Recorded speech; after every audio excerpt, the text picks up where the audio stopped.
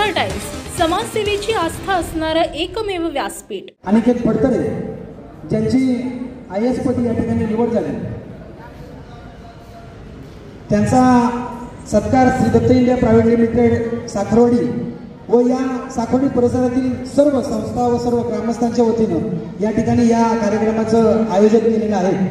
कार्यक्रमाचं आयोजन करत असताना जर मन चित्त स्थिर नसेल तर समोरचा व्यक्ती काय बोलतो हे डोक्यामध्ये घुसत नाही।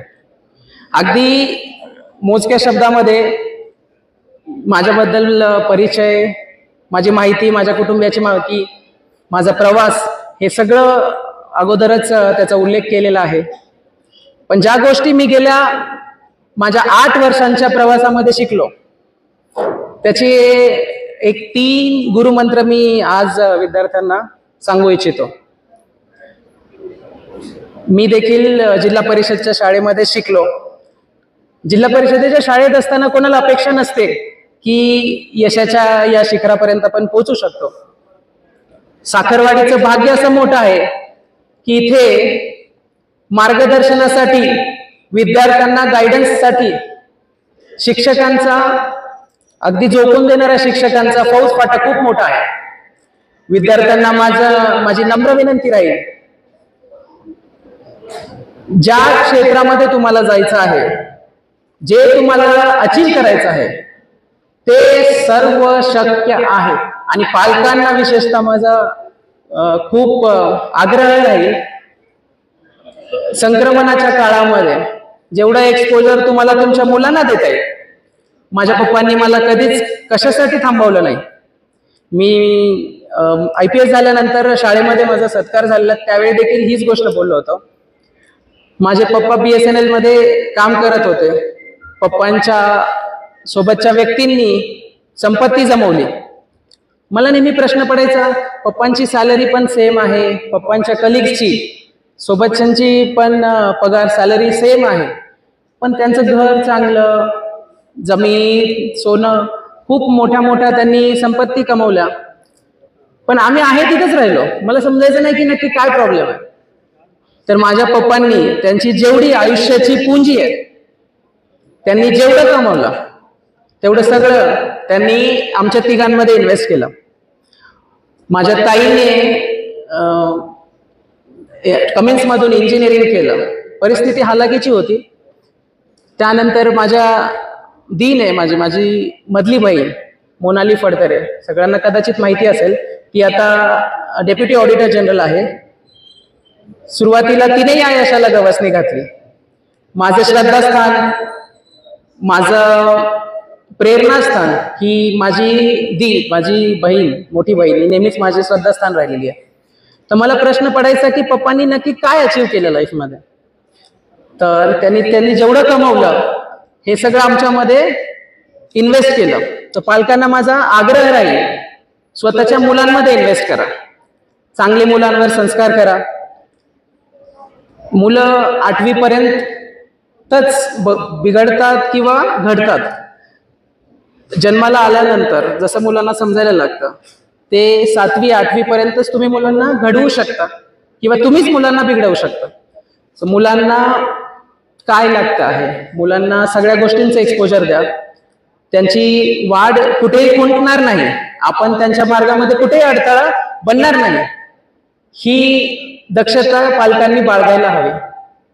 तर माझ्या पप्पांचं जे वैभव आहे ते त्यांचे 3 मुलं आहेत आणि त्यांना त्याचा गर्व आहे। आणि आज मला पण हे कन्फेस करताना काही वाईट वाटत नाही की मला अशोक फडतरे या व्यक्तीचा मुलगा असण्याचा सार्थ अभिमान आहे।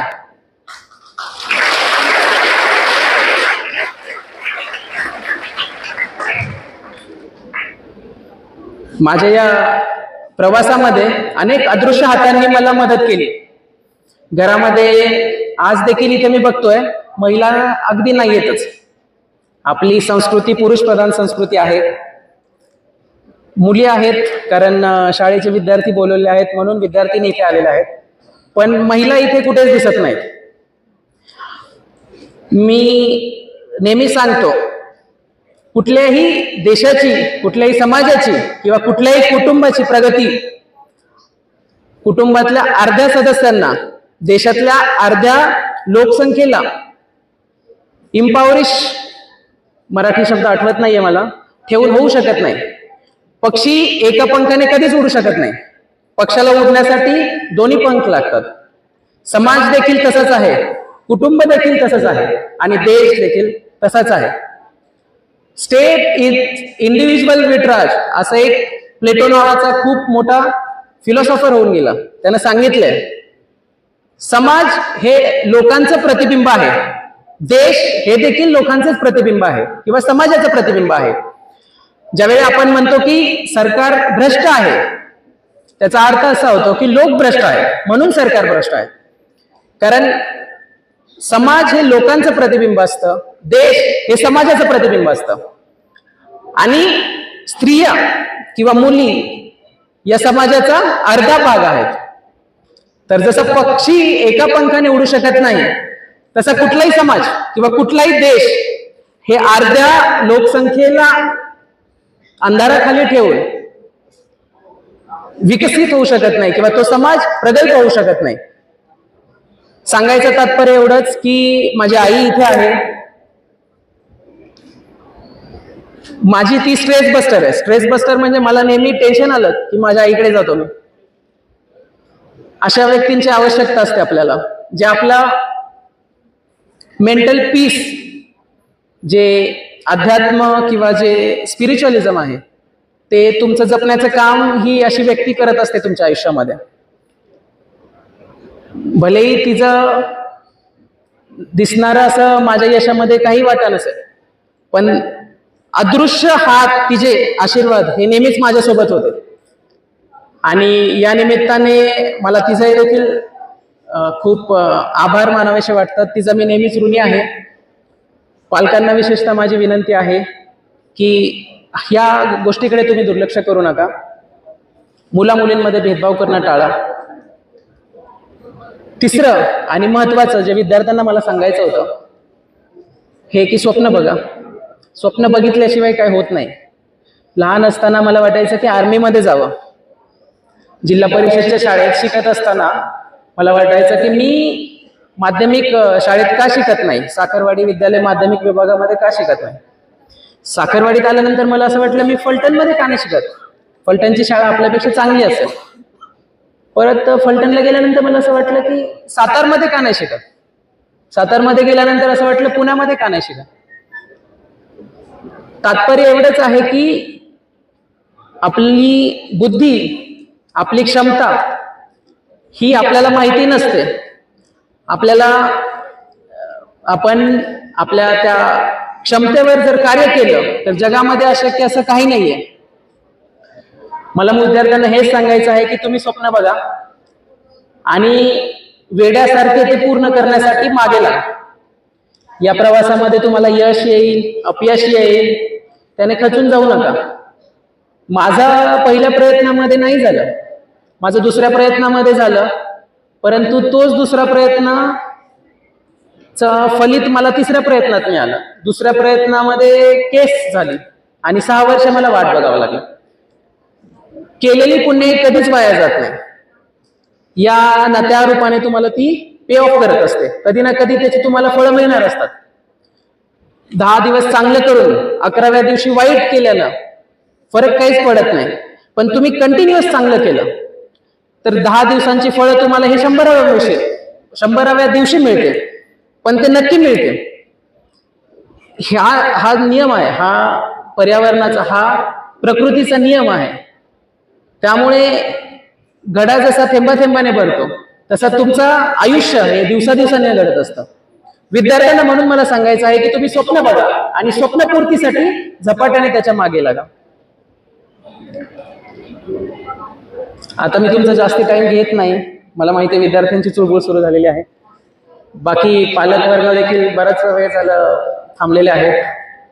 मान्यवरांना देखील दुसरे अनेक कमिटमेंट्स, कार्यक्रम आहेत. विद्यार्थ्यांशी मी शाळेत परत संवाद करण्यासाठी येणारच आहे. तिथे मी विशेष वेगळं मार्गदर्शन करेल. त्यावेळी मी माझा प्रवास काय करणे, काय टाळणे या सगळ्या गोष्टींवर सविस्तर बोलणार आहे. पण आज तो प्रसंग नाही आहे. सगळ्यात जास्ती मला याचा आनंद वाटला की गाव या निमित्ताने एकत्र आलं. सगळे हेवे दावे सगळ्या गोष्टी बाजूला ठेवून आज एकोप्याने सगळं गाव मला मिळालेलं यश हे सेलिब्रेट करण्यासाठी एकत्र आलं. याच्यापेक्षा जास्त दुसरी आनंदाची गोष्ट नाहीये.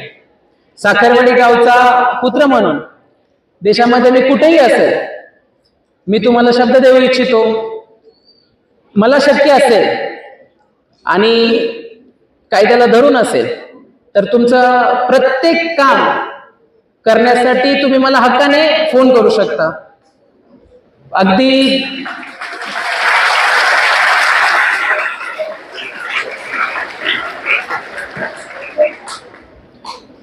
अगदी तुमचा मुलगा असल्यासारखं अगदी हक्काने तुम्ही मला फोन करून तुम्ही मला कधी डिस्टर्ब करू शकता. या कार्यक्रमाच्या निमित्तानं सर्वजण एकत्र आले, याला एका सोहळ्यासारखं सेलिब्रेट केलं. त्याबद्दल मी सर्व मान्यवरांचं, ग्रामपंचायतीचे, कारखान्याचं, सर्व ग्रामस्थांचं आणि विद्यार्थी मित्रांचं परत एकदा मनापासून अभिनंदन करतो. मी नेहमीच सर्वांचा ऋणी राहील आणि माझ्या या यशामध्ये बऱ्याचशा अदृश्य हातांनी मला मदत केली आहे हे मी पुन्हा एकदा अधोरेखित करतो.